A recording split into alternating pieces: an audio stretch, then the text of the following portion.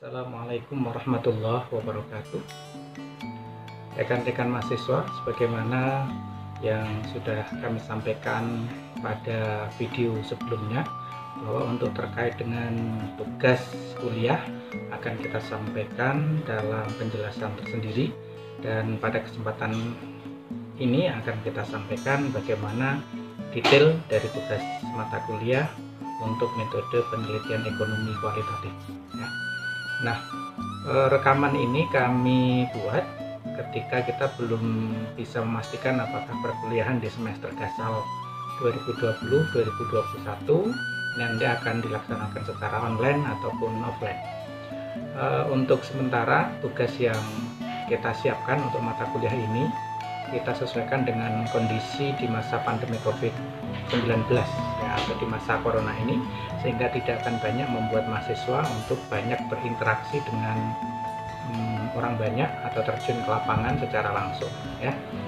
Baik, akan kita mulai penjelasan terkait dengan tugas mata kuliah metode penelitian ekonomi kualitatif.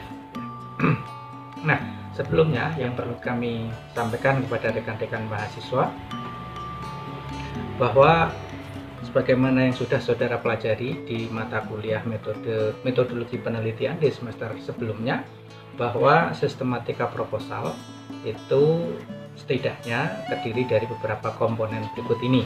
Misalnya yang pertama adalah dari judul, kemudian yang kedua adalah latar belakang masalah ya. Kemudian yang ketiga adalah rumusan masalah. Latar belakang masalah atau yang kedua ini dalam riset kualitatif terkadang juga disebut dengan setting penelitian. Kemudian yang ketiga adalah rumusan masalah. Adapun bagian yang berikutnya adalah tujuan dan signifikansi penelitian. Signifikansi terkadang dalam kesempatan lain disebut juga dengan manfaat penelitian ya. Maksudnya sama, hanya menggunakan dua kata yang berbeda. Kemudian yang berikutnya adalah telaah pustaka atau literatur review atau juga kajian pustaka ya, itu maksudnya sama. Dilanjutkan dengan landasan teori. Walaupun teori dalam riset kualitatif dan dalam riset kuantitatif posisinya berbeda, fungsinya juga berbeda ya. Nah, kemudian yang bagian berikutnya adalah metode penelitian. Mengapa ini saya beri warna berbeda daripada yang sebelumnya? Mengapa diberi warna merah ya? Karena yang menjadi fokus mata kuliah kita adalah terkait dengan metode penelitiannya. Kalau dari judul, latar belakang, dan seterusnya sampai dengan landasan teori, itu sudah selesai di mata kuliah metodologi penelitian. Fokus kita adalah di metode penelitian. Jadi ini yang menjadi fokus kita dalam mata kuliah metode penelitian ekonomi kualitatif ya. Nah, meskipun fokus kita ada di wilayah ini atau di wilayah metode penelitian ini, tetapi tidak mungkin tagihan dari mata kuliah ini hanya sebatas dalam bentuk bagaimana saudara menyusun metode penelitian. Karena pada dasarnya setiap komponen yang ada di dalam bagian ini ya, mulai dari judul sampai dengan metode penelitian ini adalah satu kesatuan ya, satu kesatuan yang terintegrasi secara utuh, yang sinkron, yang koheren. Jadi nyambung antara bagian yang pertama sampai bagian yang paling akhir, bahkan sampai simpulan, sampai dengan referensi, sampai dengan daftar pustaka, itu nanti juga harus sinkron, harus nyambung. Nah, untuk melihat kesinambungan antar komponen atau antar bagian itu, maka kita perlu membaca bagian-bagian tersebut sejak awal. Tidak mungkin langsung potong kompas di metode penelitian ya. Oleh karenanya ini nanti bagian-bagian ini juga menjadi hal-hal yang harus saudara susun, saudara tulis ya, yang menjadi tagihan dalam mata kuliah. Baik, kita overview dulu tugasnya seperti apa ya. Ini overview, jadi secara umum dulu seperti apa ya. Mahasiswa menyusun proposal penelitian kualitatif. menyusun proposal penelitian kualitatif yang terdiri dari beberapa komponen yang tadi sudah kita sampaikan sebelumnya. Nah, proposal penelitian kualitatif ini kemudian dijadikan sebagai acuan, sebagai dasar, sebagai referensi. Ketika apa? Atau untuk melaksanakan apa? Untuk melaksanakan penelitian kecil atau mini research. Saya katakan mini research karena nanti waktu yang saudara miliki mungkin hanya 4 sampai dengan 5 minggu ya, 1 bulan sampai dengan 1 bulan lebih seminggu untuk melaksanakan riset ya. Yang penting pernah praktek melakukan riset untuk mengaplikasikan desain penelitian yang sudah disusun dalam proposal penelitian. Nah, kemudian ketika saudara sudah selesai melakukan mini research, maka Anda kan memperoleh data, memperoleh informasi. Saudara sudah memperoleh sekian bahan baku yang itu nanti akan digunakan untuk menjawab rumusan masalah yang sudah dicantumkan di dalam proposal penelitian.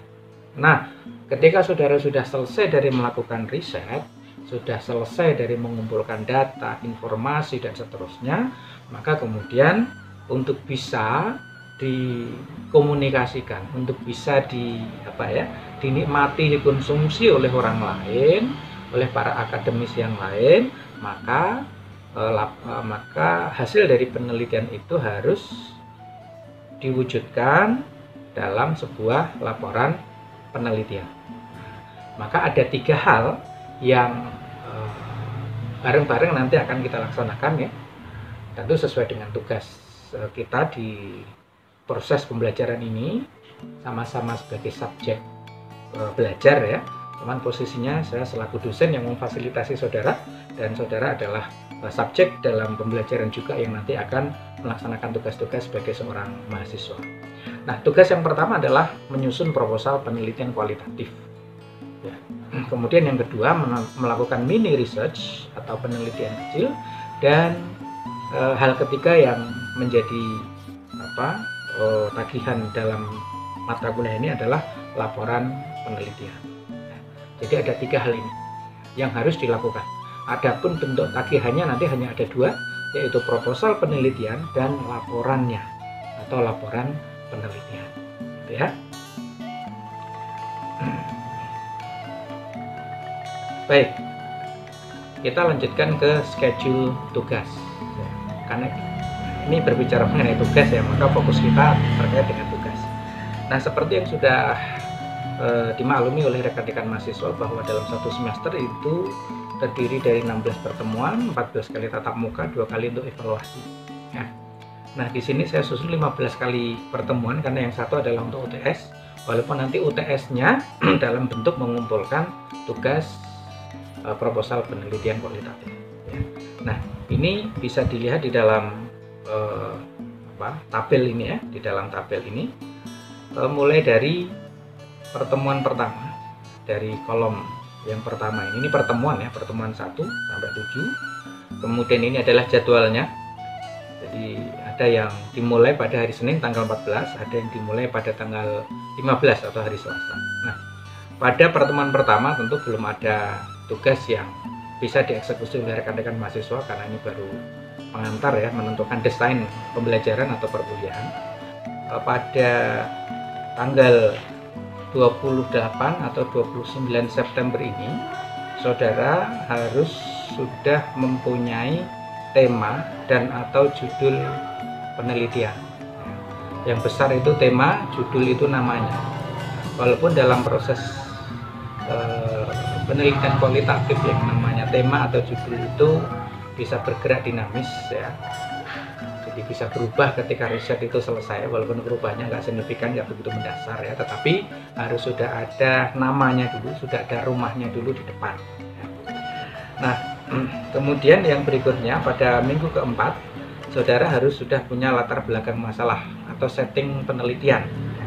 Dalam kesempatan tertentu, latar belakang masalah dalam riset kualitatif itu disebut juga dengan setting penelitian. Itu maksudnya sama. Kemudian pada minggu yang kelima, saudara sudah mempunyai rumusan masalah minggu ke-6 landasan teori, kemudian pada pekan ke-7 sudah mempunyai telah pustaka. Nah, harapan kita setiap komponen, setiap bagian ini itu digarap, dieksekusi secara bertahap.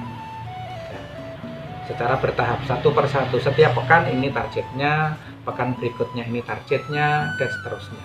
Ya, jadi jangan sampai dieksekusi atau digarap tugas-tugas ini di belakang. Itu nanti akan terasa berat. Ya.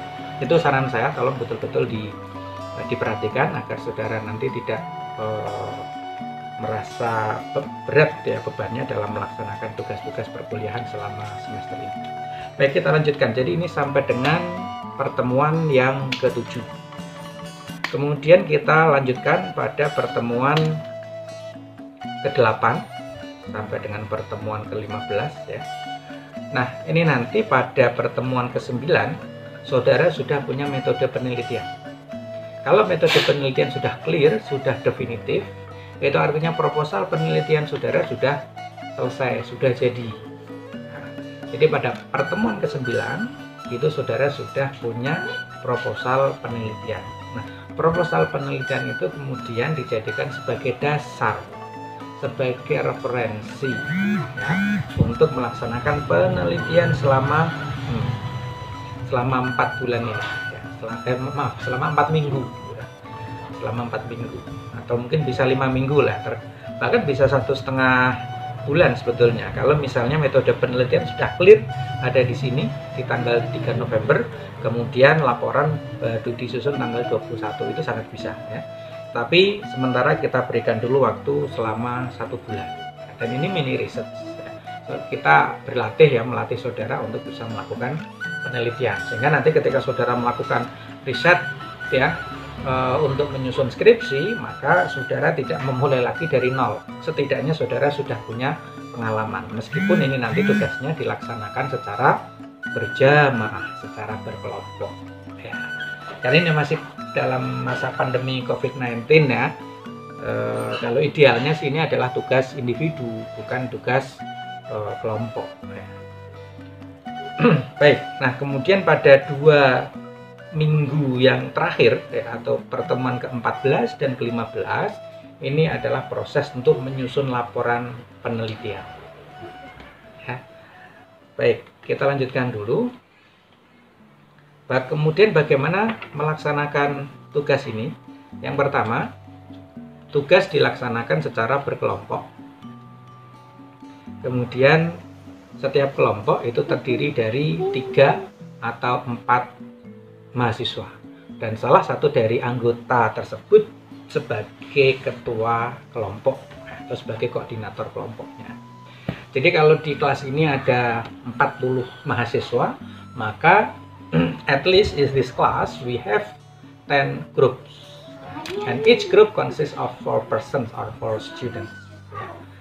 Seperti itu. Kemudian mahasiswa diberikan kebebasan untuk membuat kelompok ya. Jadi silahkan saudara nanti mau membuat kelompoknya sendiri atau grupnya sendiri, ini bagian dari merdeka belajar, gitulah ya kira-kira ya. Silahkan sesuai dengan sesuai dengan chemistry-nya, sesuai dengan apa yang selama ini sudah menjadi kebiasaan saudara ya. Saya tidak mau memaksakan karena saudara sudah dewasa, jadi sudah bisa menentukan sendiri. Nah, daftar kelompok ini harus sudah diserahkan oleh koordinator kelas pada pertemuan kedua tanggal 21 atau 22 September dan diketik dalam MS Excel, Microsoft Excel. Jadi saya minta tolong bantuan dan kerjasama dari koordinator kelas. Kemudian yang berikutnya, sesuai dengan schedule tugas, ketua kelompok mengirimkan tugas melalui Google Classroom atau aplikasi yang nanti akan digunakan. Sampai dengan pada saat saya membuat rekaman ini, saya belum bisa menentukan apakah akan menggunakan Google Classroom atau menggunakan e-learning Yayan Pekalongan. Nanti kita lihat dinamika yang ada di lapangan, mana yang lebih implementatif ya, mana yang lebih memudahkan bagi kita semuanya. Nah, Pengumpulan tugas terdiri dari tugas yang bersifat konsultatif dan yang bersifat evaluatif. Nah, apa ini maksudnya ya? Kanan atau kiri? Oh, kiri ya. Apa ini maksudnya? Nah, ini penjelasannya ya. Jadi seperti yang tadi sudah kita sampaikan di slide sebelumnya, ada 15 kali pertemuan. Nah, pada tahapan ini mulai dari menentukan tema sampai dengan telah pustaka ini sifatnya konsultatif. Jadi jadi tanggal 28 atau 29 September setiap kelompok itu sudah menyerahkan draft tema atau judulnya pada saat perkuliahan. Pak, ini untuk kelompok 1 temanya ini, judulnya ini. Nah, ketua kelompok bukan ketua kelas ya, ketua kelompok yang nanti menyerahkan atau mengirimkan di forum kelas di Google Classroom. Gitu ya, bisa dipahami ya. Nah, kemudian pada pekan berikutnya adalah latar belakang masalah atau setting penelitian. Begitu seterusnya. Ini sifatnya konsultatif. Ya. Artinya nanti bisa kita diskusikan dan bisa kita bahas bareng-bareng.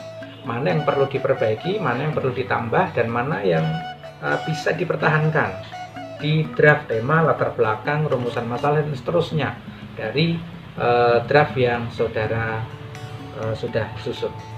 Demikian pula nanti untuk ketika melakukan penelitian, saudara juga bisa melakukan konsultasi ya. Jadi progresnya sampai mana, ada kesulitan apa, atau mungkin bagaimana Pak melaksanakan wawancara kalau secara jarak jauh gitu kan. Bagaimana cara triangulasi untuk 3 jenis data yang diperoleh dari 3 sumber dan 3 teknik yang berbeda misalnya. Nah, itu nanti bisa kita laksanakan di bagian ini.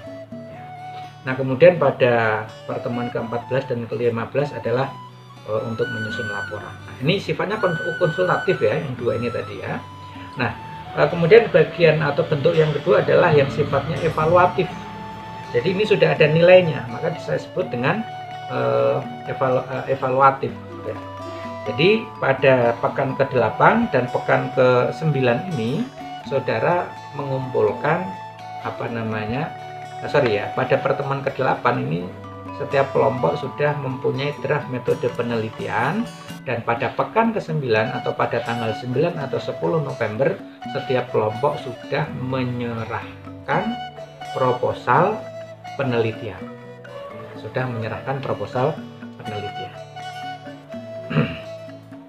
Nah, tagihan berbentuk proposal penelitian ini sekaligus dinilai untuk ujian tengah semester. Jadi UTS-nya nanti akan kita ambil nilainya dari proposal penelitian yang saudara susun.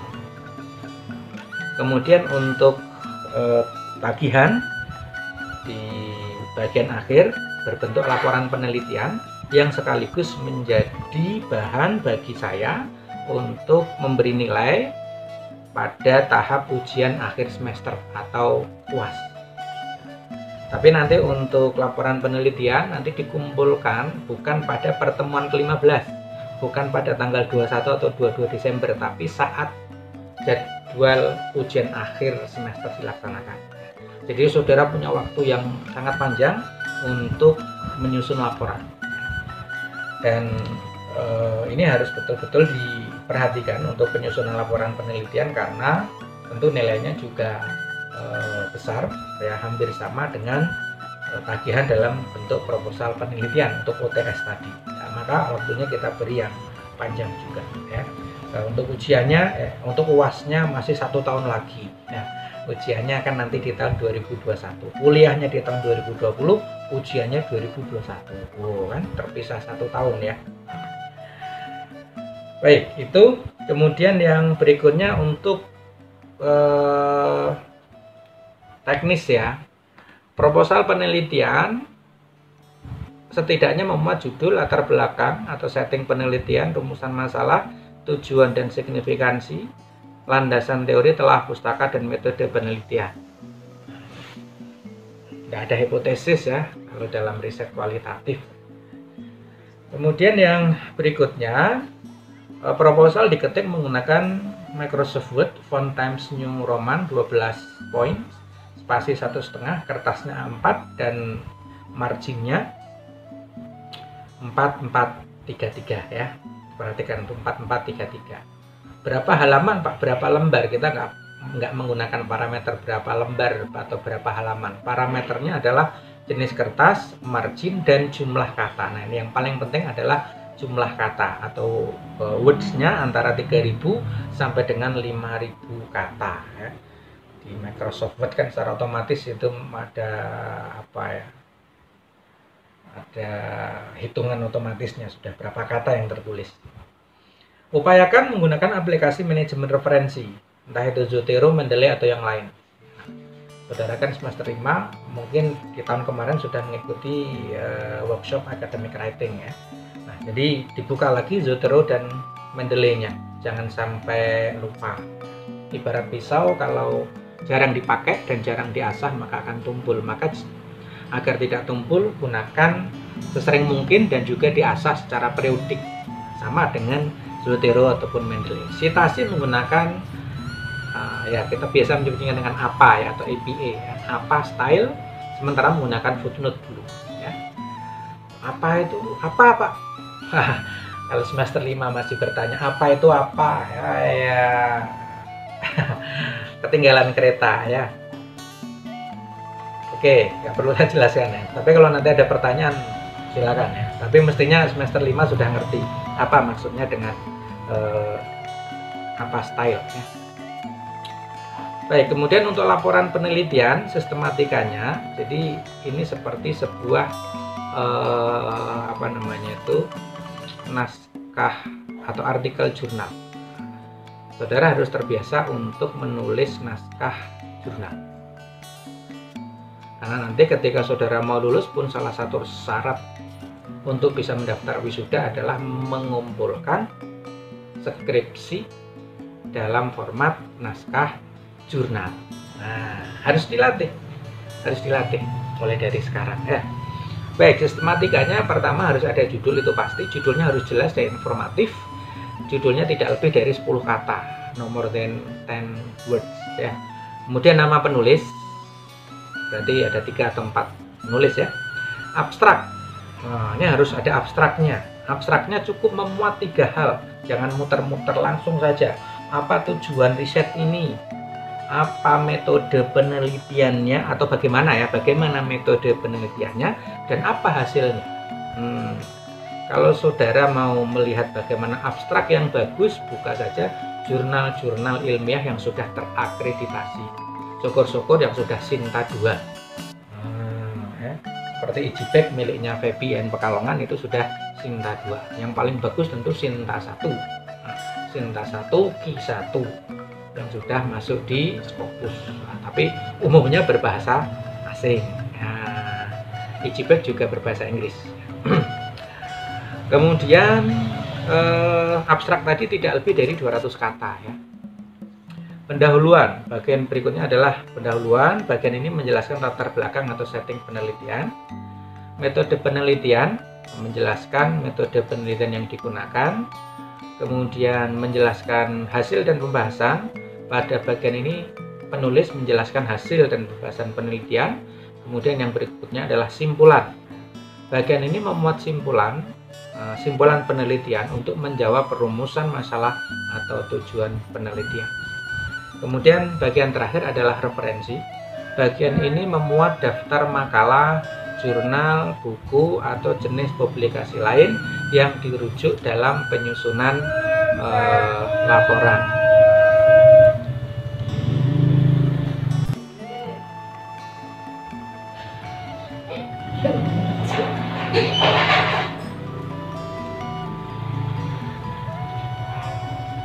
Baik, lanjut ya. Untuk laporan penelitian teknisnya ya, hampir sama dengan proposal tadi ya. Sama persis ya. Loh, ini kok jumlah katanya juga 3000 sampai 5000 kata, Pak. Proposal tadi aja sudah 3000 sampai 5000, ini laporan kok juga dengan jumlah kata yang sama. Nah, ini pentingnya kita harus bisa menyajikan laporan penelitian itu dalam bentuk yang simpel. Dalam academic writing yang namanya efisiensi dan efektivitas itu menjadi sangat-sangat penting. Untuk bisa menyampaikan atau mendeliver sebuah message, sebuah pesan, sebuah temuan, maka harus straightforward, to the point. Jangan muter-muter dulu. Dan standar dalam artikel jurnal ilmiah itu ya bisa 6 sampai 7.000 ya, tetapi kita tidak menuntut saudara untuk membuat naskah yang sedemikian panjang, yang sedemikian banyak ya, cukup 3 sampai 5.000 kata ya. Aplikasi manajemen referensi oke, sama ya dengan yang proposal tadi, menggunakan apa style ya, dan menggunakan footnote. Baik, itu rekan-rekan mahasiswa untuk detail tugas yang perlu saudara perhatikan, dan mengapa ini harus saya sampaikan di awal agar saudara yang pertama mengetahui secara detail apa yang menjadi tagihan dalam mata kuliah ini. Ini harus diketahui oleh mahasiswa sejak awal. Kemudian yang kedua, mengapa ini kami sampaikan di awal dan harus disampaikan dalam bentuk yang sangat detail, agar mahasiswa itu punya banyak waktu ya, cukup waktu, cukup persiapan, tidak terburu-buru oleh waktu ya. Tinggal sekarang kita harus mampu untuk memanage waktu, jangan menunda-nunda dan seterusnya. Satu kali kita menunda maka itu sama saja hutang ya, semakin banyak menunda maka hutangnya semakin banyak, maka ketika sudah deadline, sudah waktunya membayar, maka akan terasa berat. Kurang lebih demikian rekan-rekan mahasiswa. Kalau nanti ada hal-hal yang kurang jelas, ada yang perlu ditanyakan, bagaimana mengeksekusi dan melaksanakan tugas kuliah ini, bisa ditanyakan di saat perkuliahan atau pada kesempatan yang bisa mempertemukan kita ya. Terima kasih dan selamat beraktivitas. Wassalamualaikum warahmatullahi wabarakatuh.